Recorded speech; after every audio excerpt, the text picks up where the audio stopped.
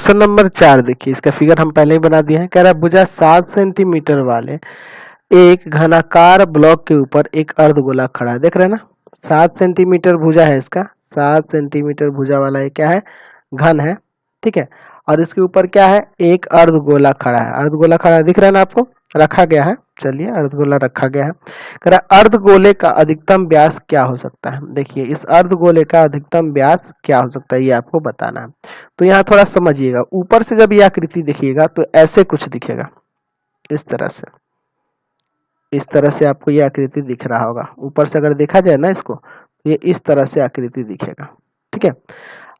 तो यानी कि यही ना होगा इसका, यहाँ से यहाँ तक, यहाँ से यहाँ तक ही ना अधिकतम व्यास हो सकता है। तो यह किसके बराबर होगा, तो इसकी प्रत्येक किनारे के बराबर होगा ना। यहाँ से यहाँ तक की लंबाई प्रत्येक किनारे के बराबर होगी।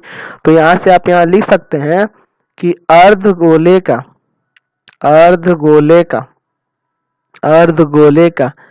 अधिकतम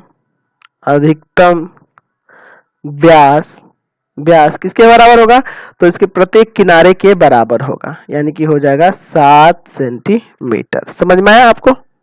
फिर क्वेश्चन में आगे आपको कह रहा है कि इस प्रकार बने ठोस का पृष्ठीय क्षेत्रफल ज्ञात कीजिए। ये जो पूरा ठोस बन रहा है, इसका पृष्ठीय क्षेत्रफल ज्ञात करें। तो देखिए, इसको थोड़ा ध्यान से देखिए, ध्यान से देखिएगा। आप अगर इसके 5 फलक ऊपर को छोड़ दें, 5 फलक को देखें, तो वहां हो जाएगा उसका 5 गुना भुजा का स्क्वायर, उसका क्षेत्रफल हो जाएगा ना घन का, 5 गुना भुजा का स्क्वायर, और प्लस इसका वक्र पीछे क्षेत्रफल जोड़ें तो 2 पाई आर स्क्वायर। लेकिन ऐसा लेंगे तो हमारा गड़बड़ हो जाएगा। गड़बड़ क्यों हो जाएगा, क्योंकि देखिए जब ये ऊपर ऐसे रखा हुआ तो ये वाले भाग का क्षेत्रफल कहाँ जुड़ा, ये जो कॉर्नर पे ये जो बच जा रहा है, ये शेष बच जा रहा है ना, इसीलिए इसको यूज नहीं करेंगे। इसके लिए क्या फॉर्मूला लेंगे, यहाँ से ध्यान से देखिए। तो यहाँ हो जाएगा ठोस का पृष्ठीय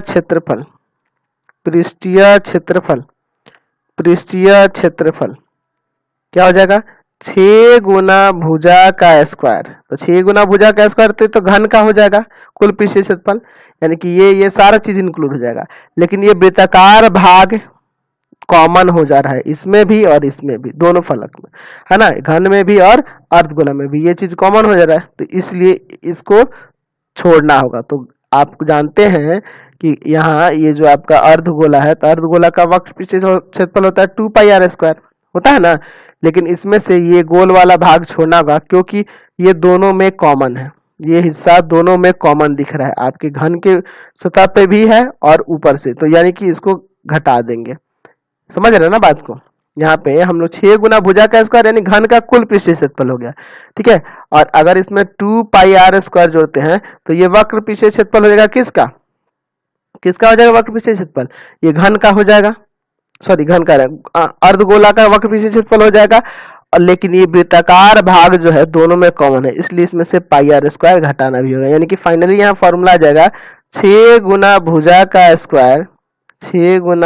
square plus pi r square. समझ गए ना। तो ये फाइनली आपका फॉर्मूला बन जाएगा। तो यहाँ आर आपको निकालने होगी ना, तो व्यास तो आपके पास दिया ही है, तो आर बराबर हो जाएगा d/2 यानी कि 7/2 सेंटीमीटर। और भुजा आपके पास पता ही है, यहाँ लिख सकते हैं वर्ग की भुजा, सॉरी वर्ग कर रहे हैं, घन की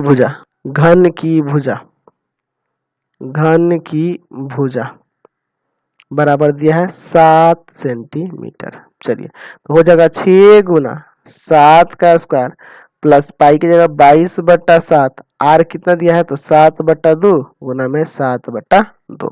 चलिए आगे सॉल्व करते हैं।